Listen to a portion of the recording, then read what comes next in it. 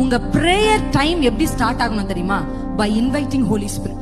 பரிசுத்த ஆவியானவரை இன்வைட் பண்ணாம ஒரு ஜெபம், ஒரு ஆராதனை, ஒரு Bible reading, I am telling you that is all waste and vain. It is only, it will satisfy you.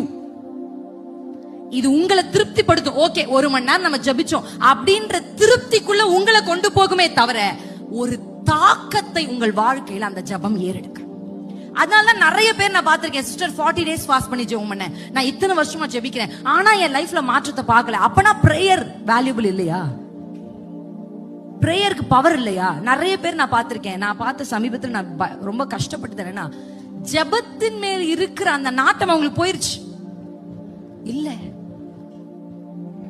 விதை எப்படிப்பட்டதா இருந்தாலும் நிலத்தை சார்ந்துதான் விளைச்சல். ஆமென்.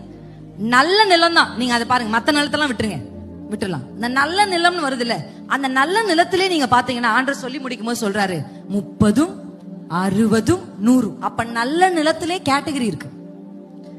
இந்த நிலம் 30% தான் கொடுத்துச்சு. அதே விதைய பக்கத்து நிலத்துல போட்டா அது 60% கொடுக்குது. அதே விதைய பக்கத்து நிலத்துல போட்டா அது 100% கொடுக்குது. அப்ப இந்த பெர்சன்டேஜ் சேஞ்சஸ்க்கான காரணம் விதை இல்ல, நிலம். எத்தனை பேருக்கு புரியுது? அப்ப நம்ம என்ன தெரிஞ்சுக்கணும்னா 30%. ஏன் அதே மாதிரி நான் ஜெபிக்கிறேன், ஏன் 30%? ஆண்டவர் கிட்ட கேட்கணும், ஆண்டவரே என் நிலம் 30 வேண்டாம், don't settle for less, ask more. அசன்ட் கேளுங்க, எனக்கு 30% வேணாம், எனக்கு 60%, 100% விளைச்சல், 100% விளைச்சல். ஹல்லேலூயா.